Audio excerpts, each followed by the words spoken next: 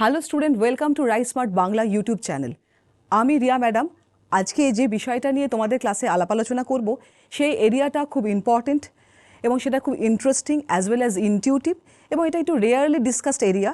যদিও এই এরিয়া থেকে একটা সাবস্টেন্সিয়াল অ্যামাউন্ট অফ কোয়েশ্চেন কিন্তু আমরা WBCS এর মেন্স বলো বা রিজনাল রুরাল ব্যাংকের পরীক্ষা বলো বা RBI এক্সামে আসতে দেখেছি। তো দেখা যাক কোন ইন্টারেস্টিং টপিক নিয়ে আজকের ক্লাসে আমাদের ক্লাসটা আমরা এগিয়ে নিয়ে যাব। তো যে ইম্পর্টেন্ট বিষয় নিয়ে আজকের ক্লাসে আমরা ক্লাসটা এগিয়ে নিয়ে যেতে চাই সেই বিষয়টা হলো RBI স্টেরিলাইজেশন পলিসি, রাইট? তো RBI স্টেরিলাইজেশন পলিসিজের বিষয়টা খুবই ইম্পর্টেন্ট একটা এরিয়া, যে এরিয়া থেকে কিন্তু একটা সাবস্টেন্সিয়াল অ্যামাউন্ট অফ কোয়েশ্চেন আমরা আগেই যেমনটা বললাম যে WBCS এর মেন্স এবং অন্যান্য কম্পিটিটিভ এক্সামে আমরা আসতে দেখেছি। তো টপিকের এরিয়া অফ ডিসকাশনসটা কীভাবে আমরা পড়াটা এগিয়ে নিয়ে যাব সেটা ওয়ান বাই ওয়ান যেমনভাবে আলাপ আলোচনা হবে সেটা থ্রু দিয়ে তোমাদের কাছে আশা করি ব্যাপারটা ক্লিয়ার করতে পারবো। তো RBI স্টেরিলাইজেশন পলিসি বলতে গেলে প্রথমে যেটাই বলা যায়, RBI এই নামটার সাথে কিন্তু আমরা সবাই পরিচিত।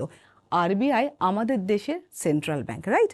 তো আমাদের দেশের সেন্ট্রাল ব্যাংক হিসাবে RBI নিউমারাস ডিউটি পারফর্ম করে থাকে, যেমন RBI bankers bank, RBI ইস্যুয়ার of currency, RBI banker to the government, custodian of foreign exchange reserve, RBI controller of credit. তো সেই রকম একটা জায়গা থেকে RBI আর একটা গুরুত্বপূর্ণ কাজও আমাদের দেশের জন্য অ্যাজ এ হোল করে থাকে, সেটা হচ্ছে RBI স্টেরিলাইজেশন পলিসি, রাইট? এবার এই স্টেরিলাইজেশন পলিসিটা কি? মূলত মনে রাখবে যে আমাদের ইকোনমি তো ওপেন ইকোনমি মানে আমাদের দেশ থেকে গুডস অ্যান্ড সার্ভিস বাইরে যাচ্ছে, বাইরে থেকে গুডস অ্যান্ড সার্ভিস আমাদের দেশে আসছে, আমরা ওয়ার্ল্ড ইকোনমিতে ইনভেস্ট করছি, ওয়ার্ল্ড ইকোনমি আমাদের দেশে ইনভেস্ট করছে। সুতরাং এইরকম একটা ওপেন প্ল্যাটফর্মে যদি কোনো কারণে ফরেন ক্যাপিটাল ইনফ্লো বা আউটফ্লো বেড়ে বা কমে যায়, সেটার একটা ইমিডিয়েট ইম্প্যাক্ট ইন্ডিয়ান ইকোনমির, ইন্ডিয়ান রুপির ক্ষেত্রে অ্যাপ্রিসিয়েশন বা ডেপ্রিসিয়েশন ফরম্যাটে দেখব, এবং তার সঙ্গে ডোমেস্টিক ইকোনমিতে ইনফ্লেশনের সঙ্গেও তার একটা ইম্প্যাক্ট রয়েছে। এবার এইরকম একটা অবস্থাতে ইকোনমিটাকে স্টেবিলাইজ করার জন্য, ইকোনমিক গ্রোথটাকে সাস্টেনেবল করার জন্য RBI যে ক্রুশিয়াল পলিসিটা ট্রাম্প কার্ড হিসেবে প্লে করে সেটাই হলো RBI স্টেরিলাইজেশন পলিসি। এই বিষয়টাকে যদি খুব ইলাস্ট্রেটিভ ওয়েতে ওয়ান বাই ওয়ান আমরা অ্যানালিসিস করি তাহলে একটা এক্সাম্পল দিয়ে বলতে পারি। মনে করো কোনো কারণে ইন্ডিয়াতে FDI FPI বেড়ে গেছে। তো এবার FDI বা FPI এদের মধ্যে ডিফারেন্স কী আছে বা বিষয়গুলো কি, আশা করি খানিকটা তোমরা জানো, তবুও আমি আরেকবার বলি। FDI মানে হচ্ছে foreign direct investment and FPI মানে হচ্ছে ফরেন পোর্টফোলিও ইনভেস্টমেন্ট, রাইট? তো what is the basic difference between them? প্রথমে বলি, যদি কোনো বিদেশি ইনভেস্টার্স আমাদের দেশে একটা লং লাস্টিং ইন্টারেস্ট নিয়ে কোনো এস্টাবলিশমেন্ট সেট আপ করে থাকে, মনে করো ম্যাকডোনাল্ড বা পেপসি বা অ্যাপল, যদি আমাদের দেশে কোনো লং লাস্টিং ইন্টারেস্ট নিয়ে কোনো সেট আপ বিল্ড আপ করে থাকে, ইনভেস্ট করে থাকে, তো সেটাকে আমরা মূলত FDI বলি, যেটা প্রোডাকশন পারপাসে ওরা মানিটা ইনভেস্ট করছে, এবং খুব সোশিও ইকোনমিক বা টার্মোইল খুব পরিস্থিতি না হলে ওরা কিন্তু আমাদের ইকোনমি থেকে ওই পরিমাণ ইনভেস্টমেন্টটা কিন্তু ইজিলি ইভ্যাকুয়েট করে নিয়ে বেরিয়ে যাবে না। Quite understandable. মনে করো তুমি যদি কিছু টাকা ইনভেস্ট করে কোনো একটা ব্যবসা বাণিজ্য করো, তো যে কোনো কিছু কারণেই তো তুমি সেখান থেকে মানিটা উইথড্র করবে না। তো একই রকমভাবে যখন বিদেশিরা আমাদের দেশে একটা লং লাস্টিং কোনো ইন্টারেস্ট নিয়ে মানিতে ইনভেস্ট করে, that is known as FDI, right? এবার FPI ব্যাপারটা কি? FPI ব্যাপারটা হচ্ছে ফরেন ইনস্টিটিউশনাল ইনভেস্টার্স বলে একটা গ্রুপ অফ ইনভেস্টার্স রয়েছে, FII, রাইট? FIIs মানে ফরেন ইনস্টিটিউশনাল ইনভেস্টার্স বলে একটা গ্রুপ অফ ইনভেস্টার্স রয়েছে যারা বিভিন্ন দেশের শেয়ার বাজারে ইনভেস্ট করে। যেমন তুমি শেয়ার বাজারে ইনভেস্ট করি, ওরা ওয়ার্ল্ড ওয়াইড বিভিন্ন দেশের শেয়ার বাজারে ইনভেস্ট করে এবং বিভিন্ন ফাইন্যান্সিয়াল ইনস্ট্রুমেন্টে লাইক শেয়ার, বন্ড, ডিবেঞ্চার। তো it is a highly volatile kind of investment. Why it is highly volatile? কারণ তুমি যদি শেয়ার বাজারে ইনভেস্ট করো, তুমি তো লং লাস্টিং ইন্টারেস্ট নিয়ে ইনভেস্ট করো না। শেয়ার বাজারে আপ অ্যান্ড ডাউনের সঙ্গে তোমার ইনভেস্টমেন্টেরও লেভেলটা আপ অ্যান্ড ডাউন হয়। একই রকমভাবে FIIরা যখন আমাদের দেশে শেয়ার বাজারে ইনভেস্ট করে, তো that is highly volatile, depending upon the socio political economic scenario, তাদের ইনভেস্টমেন্ট লেভেলটা আপ অ্যান্ড ডাউন করে। তো এইরকম একটা জায়গাতে আমরা FDI অ্যান্ড FPI এর বেসিক ডিফারেন্সটা আশা করি বুঝতে পেরেছি। একটা লং লাস্টিং ইন্টারেস্টে ইকোনমিতে ইনভেস্ট করা হয়, একটা হাইলি ভোলাটাইল প্ল্যাটফর্মের থ্রু দিয়ে ইকোনমিতে ইনভেস্ট করা হয়। এবার ফর এনি রিজন যদি মনে করি ইন্ডিয়ান ইকোনমি একটু ট্রাস্টওয়ার্দি সিচুয়েশনে রয়েছে, রাইট? মানে ইন্ডিয়ান ইকোনমি একটা ভরসাযোগ্য জায়গায় রয়েছে, এরকম একটা অবস্থাতে FDI FPI এর ভলিউম ইকোনমিতে ইনক্রিজ করবে। আচ্ছা, যদি এফডিআই এফপিআই এর ভলিউম ইকোনমিতে ইনক্রিজ করে তার ইমিডিয়েট ইম্প্যাক্ট কী হবে? ইমিডিয়েট ইম্প্যাক্ট হবে আমাদের ফোরেক্স রিজার্ভটা বেড়ে যাবে, ডেফিনেটলি ডলারের ইনফ্লোটা বাড়ছে, তো ডলারের ইনফ্লো যত বাড়বে তো আমাদের ফোরেক্স রিজার্ভ তো বাড়বে, কারণ এরা তো ইনভেস্ট করছে আমাদের ইকোনমিতে। তা যদি হয় সেটাতেই বা অসুবিধা কী আছে? অসুবিধাটা বুঝবো পরে, আগে তো দেখি এটার ইম্প্যাক্ট কী হয়। যত সাপ্লাই অফ ডলার বেড়ে যাবে rather than demand for dollar, ডলারের ভ্যালুটা কী হবে বলো? হাই হবে না লো হবে? Quite understandable. কোনো জিনিসের যদি supply is greater than demand হয় তার প্রাইস কি করে? ফল করে। তো এখানে ওই প্রোডাক্টটা কি? প্রোডাক্টটা বেসিক্যালি ডলার, তো ডলারের ভ্যালুটা এখানে কি করবে? ডলারের ভ্যালুটা ডেফিনেটলি ফল করবে, রাইট? কারণ ডলারের supply is higher than the demand for dollar, তো ডলারের ভ্যালুটা ফল করবে। আচ্ছা, যদি ডলারের ভ্যালুটা ফলই করলো তাতেই বা কি মহাভারত অশুদ্ধ হলো? অশুদ্ধ হয়নি, দেখবো এর ইম্প্যাক্ট ইকোনমিতে কী হচ্ছে। যেই ডলারের ভ্যালুটা ফল করবে দেখা যাবে ইমিডিয়েট ইম্প্যাক্ট হিসাবে ইকোনমিতে ইন্ডিয়ান রুপির ভ্যালুটার অ্যাপ্রিসিয়েশন হয়ে গেছে, রাইট? মানে ইন্ডিয়ান রুপি কম্পারেটিভলি কস্টলিয়ার হয়ে গেছে। ফর এক্সাম্পল আমি যদি বলি $1 ইকুয়ালস টু 70 ইন্ডিয়ান রুপি ছিল, তো এক্ষেত্রে যেহেতু ডলারের ভ্যালুটা ফল করেছে, তো এখন মনে করো এই চেঞ্জ সিনারিওতে $1 ইকুয়ালস টু সাপোজ মনে করো 60 ইন্ডিয়ান রুপি হয়ে গেল। তার মানে ইন্ডিয়ান রুপির ভ্যালুর কি হলো? অ্যাপ্রিসিয়েশন হলো, ইন্ডিয়ান রুপির ভ্যালুর মূল্য বেড়ে গেল। আগে $1 নিতে গেলে আমাকে 70 টাকা দিতে হতো, এখন $1 নিতে গেলে আমাকে 60 টাকা দিতে হচ্ছে, রাইট? আচ্ছা, তা যদি হয়ে থাকে তাতেই বা ইকোনমিতে কি পরবর্তী ইম্প্যাক্ট হতে পারে? পরবর্তী ইম্প্যাক্ট যেটা হলো অ্যাপ্রিসিয়েশন অফ ইন্ডিয়ান রুপি, তো হলো, সেটা কোয়াইট আন্ডারস্ট্যান্ডেবল, আমরা আগের স্লাইডেই বুঝলাম। এটার ফলে ইন্ডিয়ান ইকোনমিতে নেক্সট ইমিডিয়েট ইম্প্যাক্ট কী হবে?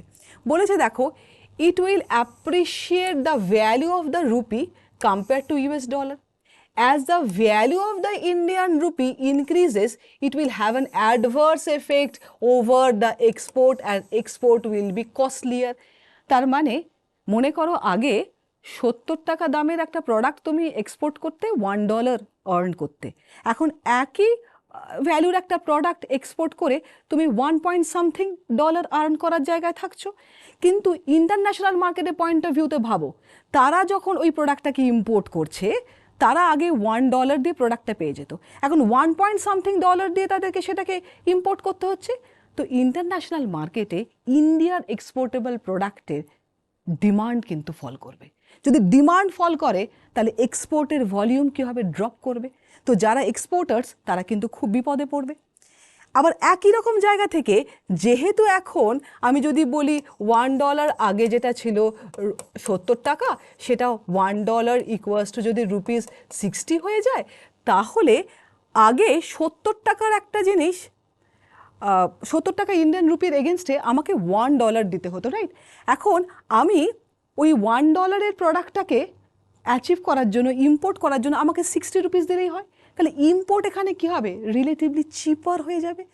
ইম্পোর্ট যদি রিলেটিভলি চিপার হয় তাহলে ভ্যালুটা কি হচ্ছে?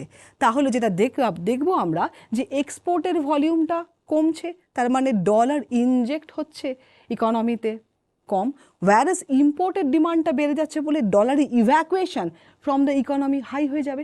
তার ফলে আমরা দেখব যেটা, সেটা হচ্ছে আমাদের ফোরেক্স রিজার্ভটা কিন্তু ফল ডাউন করবে। বলছে দেখো, as a result export will be less than import, so we have a deficit in CAD. তো কারেন্ট অ্যাকাউন্টের ক্ষেত্রে একটা ডেফিসিট দেখব, কারণ এখানে এক্সপোর্টটা ডেফিনেটলি কমে যাচ্ছে, ওয়্যারাস ইম্পোর্টটা কিন্তু বেড়ে যাচ্ছে। এর ফলে কারেন্ট অ্যাকাউন্টের ক্ষেত্রে একটা ডেফিসিট হবে। এই কারেন্ট অ্যাকাউন্টের যদি ডেফিসিট হয় সেটা তো not at all desirable from the India's perspective, India's growth perspective, এটা একদমই ডিজায়ারেবল নয়। এবার কোন ম্যাজিক স্টিক্স দিয়ে আরবিআই এই সিচুয়েশনটাকে রিকভার করবে?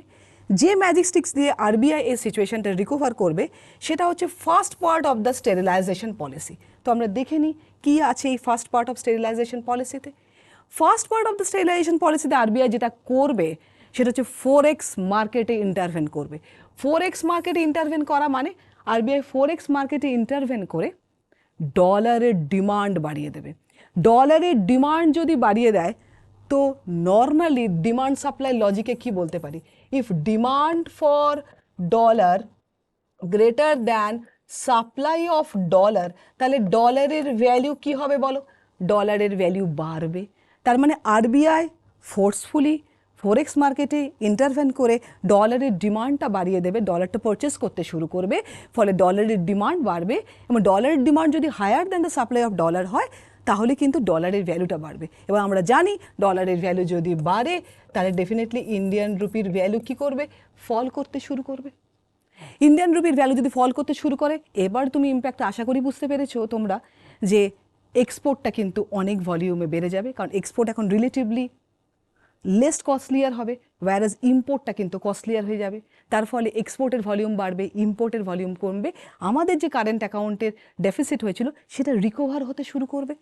বলেছে দেখো, now RBI will make huge investment for purchasing dollar, as a result demand for US dollar will be greater than the supply of US dollar in the international market. So the value of the Indian rupee will depreciate over time, making current account deficit relatively in better position. তার মানে আমি তো এটাই চাইছিলাম যে current account ডেফিসিটটাকে better পজিশনে নিয়ে যেতে, তো আমি সেটা কিন্তু অ্যাচিভ করে নিলাম, তাই না? তার মানে এখানে আরবিআই ট্রাম্প কার্ডটা কী ছিল? এখানে আরবিআই ট্রাম্প কার্ডটা ছিল ফরেক্স মার্কেটে ইন্টারভেনশন। তাহলে ফরেক্স মার্কেটে ইন্টারভেন করে আরবিআই কিন্তু সিচুয়েশনটাকে কন্ট্রোলে আনলো। এখানে এসে স্টোরিটা এন্ড হয়ে যেতে পারতো, কিন্তু স্টোরিটা এন্ড হবে না। কেন এন্ড হবে না বলি। তার পরের স্লাইডে আমরা দেখছি আরবিআই যখনই এই ম্যানুপুলেশন করছে, এটা তো ওয়ান কাইন্ড অফ ম্যানুপুলেশন, মানে তুমি তোমার দেশের এক্সচেঞ্জ রেটটা against international currency free market flow কোর্সের ওপরে তুমি ছেড়ে দিচ্ছ না। তো যখনই তুমি তোমার দেশের এক্সচেঞ্জ রেটটা ফ্রি মার্কেট ফোর্সের উপর ছেড়ে দিচ্ছ না এবং তুমি ম্যানুপুলেট করছো, তুমি প্রয়োজন হলে ডলারের ডিমান্ড বাড়াচ্ছ, তুমি প্রয়োজন হলে ডলারের ডিমান্ড কমাচ্ছ, কে করছে? আরবিআই করছে। তো আরবিআই এটা করে সিচুয়েশনটাকে কন্ট্রোল করে।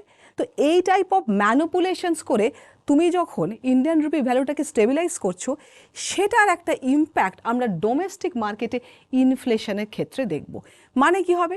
Now this manipulation of RBI to maintain the exchange rate of India rupee within a desirable level will have an immediate impact over the domestic market, as the supply of Indian rupee is higher than that, and it will create inflation in the home market. তার মানে যখনই আমরা দেখছি ডলারের বিষয়টা, যখন আমরা খেয়াল করলাম যে ডলারের ভ্যালুটাকে আমরা অ্যাপ্রিসিয়েট করে ফেললাম এবং ইন্ডিয়ান রুপির ভ্যালুটাকে ডেপ্রিসিয়েট করলাম, তখন ইন্ডিয়ান রুপির ভ্যালুটা ডেপ্রিসিয়েট হওয়ার জন্য ডোমেস্টিক মার্কেটে মানিটারি বেসের উপরে একটা অদ্ভুত ইম্প্যাক্ট হবে। কি ইম্প্যাক্ট হবে? মানিটারি বেসটা বেড়ে যাবে এবং তার ফলে ইন্ডিয়ান মার্কেটে আমরা ইনফ্লেশনটাকে এক্সপেরিয়েন্স করবো, রাইট? এবারে ইনফ্লেশন যদি এক্সপেরিয়েন্স করি তাতেই বা কী অসুবিধা? তো ডলারের ভ্যালুটা আগের তুলনাতে বেড়েছে, ডলারের ভ্যালুর অ্যাপ্রিসিয়েশন হয়েছে, ইন্ডিয়ান রুপির ভ্যালুটা ডেপ্রিসিয়েশন হয়েছে, আমাদের কারেন্ট অ্যাকাউন্ট ডেফিসিটটা অনেকটা বেটার পজিশনে আছে, তো এটা তো খুব ভালো সিচুয়েশন হওয়া উচিত। কিন্তু এটাই তো গল্পটা এখানে শেষ হয় না, কারণ যখনই তুমি ইন্ডিয়ান রুপির ভ্যালুটাকে ডেপ্রিসিয়েট করছো, ইন্ডিয়ান হোম মার্কেটে মানিটারি বেসের উপরে একটা হিউজ ইম্প্যাক্ট আমরা দেখব। মানিটারি বেসটা বেড়ে যায়, এর ফলে আমরা কিন্তু দেখব মানি সাপ্লাই বেড়ে যাচ্ছে। মানি সাপ্লাই যখনই তোমার বাড়বে, তোমার পারচেজিং পাওয়ার কি হবে? পারচেজিং পাওয়ার ডেফিনেটলি তোমার ইনক্রিজ করবে। পারচেজিং পাওয়ার যে ইনক্রিজ করবে, তো demand for the product will be higher than the supply of the product, as a result প্রাইসটা কী হবে বলো? বেড়ে যাবে। তার মানে যখনই আমার মানিটারি বেসটা বেড়ে যাচ্ছে, আমার পারচেজিং পাওয়ার বেড়ে যাচ্ছে, আমার demand will be higher than supply হবে, এর ফলে প্রাইস অফ দ্য প্রোডাক্টটা বেড়ে যাবে এবং হোম মার্কেটে আমরা ইনফ্লেশনটাকে এক্সপেরিয়েন্স করব। প্রশ্ন হচ্ছে, ঠিক আছে, আমার কারেন্ট অ্যাকাউন্ট ডেফিসিটটা তো একটা বেটার পজিশনে আছে, তার জন্য যদি ডোমেস্টিক মার্কেটে একটু আধটু ইনফ্লেশন হয় তো হোক। এবার মনে রাখবে, ইনফ্লেশন একটা এমন জিনিস যেটা উইদিন আ মডারেট রেঞ্জ যদি থাকে, it is always desirable, right? কিন্তু সেটা যদি বিয়ন্ড বাউন্ডারি রান করে, সেটা ইকোনমির জন্য কোনো দিনই ডিজায়ারেবল নয়। তার মানে ইকোনমির জন্য একটা moderate rate of inflation is always desirable. তো আমরা সবাই জানি মানিটারি পলিসি কমিটি আমাদের ইকোনমির সেই বডি যারা কিনা ইনফ্লেশনের টার্গেটটাকে ফিক্স করে, এবং 2021 থেকে 26 এই 10 ইয়ারের জন্য আমাদের অ্যানুয়াল ইনফ্লেশন রয়েছে 4% with an upper limit of 6% and lower limit of with an upper limit of 6% and lower limit of 2%, right? তার মানে আমাদের ডিজায়ারেবল লেভেল অফ ইনফ্লেশনটা কত আছে? Annually 4% with an upper limit of 6% and lower limit of 2%. এবার আমি যদি এই ইনফ্লেশনটা যা হচ্ছে হোক ছেড়ে দিই, তাহলে এটা বিয়ন্ড বাউন্ডারি রান করে যাবে, যেটা ইকোনমির জন্য ভীষণভাবে হার্মফুল হবে। তার মানে জিনিসপত্রের দাম প্রচণ্ড বেড়ে যাচ্ছে, তোমার আমার হাতে টাকা পয়সার পরিমাণ বাড়ছে না, তাহলে আমার তোমার জীবনযাত্রার মান কি হবে? নিম্নগামী হবে। একটা দেশে, ভারতবর্ষের মতো একটা ওভার পপুলাস কান্ট্রিতে যদি এই জিনিসটা দেখি, দেশের বেশিরভাগ লোকজনের যদি জীবনযাত্রার মান নিম্নগামী হয়, তো দেশটা সামনের দিকে এগোয় না, ব্যাকের দিকে যাবে, রাইট? তো সেই জায়গা থেকে দাঁড়িয়ে ডেফিনেটলি এটাকে এরকমভাবে ছেড়ে দেওয়া যাবে না। তো সেই জায়গা থেকে দাঁড়িয়ে ডেফিনেটলি আমাদের ইনফ্লেশনটাকে উইদিন আ মডারেট রেঞ্জ রাখাটা ভীষণ দরকার। এবং এই যে পারমিশেবল রেঞ্জ বা ডিজায়ারেবল রেঞ্জে ইনফ্লেশনটাকে রাখা, এটা নিশ্চয়ই বললেই হবে না। এটার জন্য আরবিআই নিশ্চয়ই কোনো ট্রাম্প কার্ড ইউজ করে, যেটা দিয়ে কিন্তু ডেফিনেটলি ডিজায়ারেবল লেভেল অফ ইনফ্লেশনটা আমরা অ্যাচিভ করব। এটাই এই স্টেরিলাইজেশন পলিসির সেকেন্ড পার্ট, রাইট? তাহলে আমরা যদি ইনফ্লেশনটাকে একটা ডিজায়ারেবল লেভেলে রান অন করাতে চাই, তাহলে আমরা definitely second part of the sterilization পলিসিতে ইন্টারভেন করব। এবার কি এই সেকেন্ড পার্ট? দেখো, সেকেন্ড পার্ট হচ্ছে বন্ড মার্কেট ইন্টারভেনশন। মানে আমরা মোটামুটি সবাই ওপেন মার্কেট অপারেশনের স্টোরি লাইনটা জানি, যেটা আরবিআইয়ের একটা কি ইনস্ট্রুমেন্ট, যেটা দিয়ে ইকোনমিতে money supply up and down করা যায়। তো যখনই দেখবে আরবিআই যে ইকোনমিতে ইনফ্লেশনটা খুব বেড়ে গেছে due to this huge capital inflow, FDI FPI বেড়ে যাওয়ার জন্য ইকোনমিতে, ডোমেস্টিক মার্কেটে আমরা দেখছি যে ইনফ্লেশনটা বেড়ে গেছে, তো সেই রকম একটা জায়গাতে আরবিআই যেটা করবে, ওপেন মার্কেটে গভর্নমেন্ট সিকিউরিটিজ সেল করতে আরম্ভ করবে। যদি সেল করে গভর্নমেন্ট সিকিউরিটিজ, তো আমার তোমার মতো লোকজন কি করছি? আমরা ওগুলো পারচেস করে নিচ্ছি। যেই পারচেস করে নিচ্ছে, আমার তোমার কাছে পেপার ডকুমেন্ট আসছে, আমার তোমার কাছে পুরো মানিটা ইভ্যাকুয়েট হয়ে গভর্নমেন্টের কাছে চলে যাচ্ছে। এর ফলে আমার তোমার হাতে স্পেন্ডেবল অ্যামাউন্ট অফ মানি কমে যাচ্ছে। যেই স্পেন্ডেবল অ্যামাউন্ট অফ মানি কমে যাবে, আমাদের পারচেসিং পাওয়ার কি হবে? ফল ডাউন করবে। পারচেসিং পাওয়ার ফল ডাউন করলে ডেফিনেটলি আমাদের ডিমান্ড ফর প্রোডাক্টটা ফল ডাউন করবে, ফলে price level automatically drop down করবে এবং ইনফ্লেশনটাকে কন্ট্রোল করতে পারবো। তো সেরকম একটা জায়গাতে here, in order to reduce inflation level, RBI will sell more and more government securities through the open market operation. As a result, money supply will decrease and price level will decrease. তার ফলে এখানে price লেভেলও decrease হলো, মানি সাপ্লাইও decrease হলো। তাহলে দেখো, story লাইনটা আমরা যেটা পড়লাম, যে ইন্ডিয়া বিইং আ ওপেন ইকোনমি, যদি কোনো কারণে ইন্ডিয়াতে এফডিআই এফপিআই এগুলোর ইনফ্লো বেড়ে যায়, তাহলে ডোমেস্টিক ইকোনমিটা কিন্তু কিছুক্ষণের জন্য হলেও একটা আনস্টেবল পজিশনে চলে যায়। এক্ষেত্রে ইন্ডিয়ান রুপির ভ্যালিউ প্রাইমারিলি অ্যাপ্রিসিয়েট হয়ে থাকে এবং অবভিয়াসলি তার চেইন সিস্টেম হিসাবে আমরা ডোমেস্টিক মার্কেটে ইনফ্লেশনটাকেও অবজার্ভ করি। তাহলে এই দুটো ক্রুশিয়াল পয়েন্টকে মোকাবিলা করার জন্য আরবিআই তার স্টেরিলাইজেশন পলিসির first part and second part definitely practice করবে।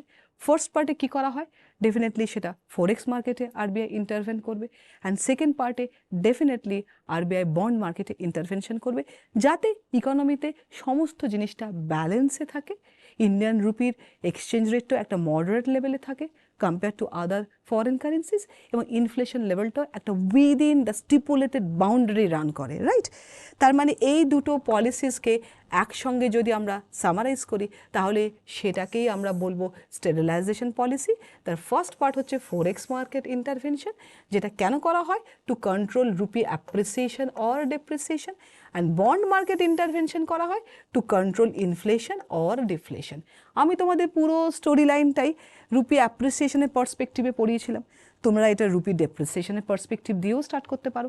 মানে এফডিআই এফপিআই ইনফ্লো বেড়ে গেলে রুপি অ্যাপ্রিসিয়েশন দিয়ে স্টোরি লাইনটা শুরু হবে। যদি এফডিআই এফপিআই ইনফ্লোটা কমে যায়, মানে আউটফ্লোটা বেড়ে যায়, তাহলে ডেপ্রিসিয়েশন দিয়ে স্টোরি লাইনটা শুরু হবে। এনিওয়ে, অ্যাপ্রিসিয়েশন হলে তুমি ইনফ্লেশন বিষয়টাকে কন্ট্রোল করবে, অ্যান্ড ডেপ্রিসিয়েশন হলে তুমি ডিফ্লেশন বিষয়টাকে কন্ট্রোল করবে। এই পুরো বিষয়টা আরবিআই যে পলিসি দিয়ে আরবিআই মেনটেন করে, সেটাকে স্টেরিলাইজেশন পলিসি বলা হয়। এ প্রসঙ্গে বলে রাখি, লাস্ট ইয়ার 2021-এর যখন আমরা লাস্ট ইয়ার 2021-এর মেনের যখন আমরা প্রশ্নটা দেখেছি, সেই মেনের প্রশ্নে একটা জায়গা ছিল যে ইন্ডিয়াতে এক্সচেঞ্জ রেটের ক্ষেত্রে আমরা কোন ধরনের সিস্টেমটাকে রান করতে দেখি। তো সেক্ষেত্রে আনসারটা হতো ম্যানেজ ফ্লোট। এই ম্যানেজ ফ্লোট সম্পর্কে আমি যে কথাটা বলতে চাই, এই যে আরবিআই ম্যানুপুলেশন করলো না ইন্ডিয়ান রুপির ভ্যালুটাকে ঠিক করার জন্য, মানে ইন্ডিয়ান রুপির ভ্যালুটাকে একটা মডারেট লেভেলে রাখার জন্য ফোরেক্স মার্কেটে ইন্টারভেন করে ডলারের ডিমান্ডটাকে বাড়িয়ে দিল এবং ইন্ডিয়ান রুপির ভ্যালুটা ফ্রি মার্কেটে ওরকমভাবে ফ্লেক্সিবল এক্সচেঞ্জ রেট প্ল্যাটফর্মে পুরোটা ছেড়ে দিল না, কিছুটা হলেও নিজে ইন্টারভেন করে ইন্ডিয়ান রুপির ভ্যালুটাকে ম্যানুপুলেট করলো। That is known as the managed exchange rate or manage float. It is also known as dirty float. তাহলে ইন্ডিয়ান ইকোনমিতে কিন্তু পুরোটাই ফ্লেক্সিবল এক্সচেঞ্জ রেট প্ল্যাটফর্ম নয়। RBI time to time, depending upon the appreciation or depreciation of Indian rupee, forex মার্কেটে intervene করে Indian রুপির ভ্যালুটাকে moderate লেভেলে run on করার চেষ্টা করে compare to other foreign currencies. তো দ্যাটস ওয়াই ইন্ডিয়ান রুপির যে exchange রেটের সিস্টেমটা আমরা দেখে থাকি ইন্ডিয়াতে, সেটা কিন্তু কোনোটাই ফ্লেক্সিবল এক্সচেঞ্জ রেট প্ল্যাটফর্ম পুরোটা নয়, সেটা ডার্টি ফ্লোট বা ম্যানেজ ফ্লোট নামে পরিচিত। তো আশা করি বুঝতে পারছো বিসিএস এর মেনের 2021-এর প্রশ্নটাও কিন্তু আমরা এখান থেকে আনসার করতে পারলাম। আর এতটুকু পড়াবার পরে আশা করি তোমাদের কাছে বিষয়টা ক্লিয়ার হয়েছে যে কিভাবে পুরো সিস্টেমটা রান অন করে। চেষ্টা করলাম যতটা ভালোভাবে বিষয়টাকে তোমাদের কাছে তুলে ধরা যায়। তো আমরা এর উপর দুটো কোয়েশ্চেন একটুখানি দেখব। Which of the following is used by the RBI for sterilizations of capital inflow? তো quite understandable open market operation হবে। সো কোয়াইট আন্ডারস্ট্যান্ডেবল যে পুরো বিষয়টা ওপেন মার্কেট অপারেশনের থ্রু দিয়েই ইন্ডিয়ান ইকোনমিতে করা হবে। Second question, the intervention of monetary authority of a country in the money market to keep the money supply stable against external shock. তো obviously external শক মানে FDI, FPI, inflow, outflow, এগুলো বেড়ে যাওয়া, কমে যাওয়া, এগুলোর ওপরই বলা হয়েছে। সুতরাং সেই বিষয়টা স্টেরিলাইজেশন আনসার হবে। সো আজকের ক্লাসে আমরা যে বিষয়টা পড়লাম সেই বিষয়ের ওপরে এমসিকিউগুলোও দেখলাম এবং বুঝতেই পারছো এখান থেকে কোয়েশ্চেন কীভাবে ইনটিউটিভ লেভেলে বিসিএসের মেনে আমরা আসতে দেখি। আশা করি ক্লাসটা হেল্পফুল হয়েছে, তোমরা সবাই বুঝতে পেরেছো। এই ধরনের ক্লাস আরও বেশি করে পাওয়ার জন্য, আরও বেশি করে ক্লাসগুলোকে অ্যাভেল করার জন্য তোমরা ঝটপট রাইসমার্ট ইউটিউব বাংলা চ্যানেলটা সাবস্ক্রাইব করে ফেলো এবং যদি ভিডিওটা ভালো লেগে গিয়ে থাকে তাহলে ভিডিওটা অবশ্যই শেয়ার করো, সাবস্ক্রাইব করো এবং কমেন্ট করো, আর বেল আইকনটা অবশ্যই প্রেস করো যাতে আপকামিং ক্লাসের নোটিফিকেশনসগুলো টাইমলি পেতে পারো। Thank you to all.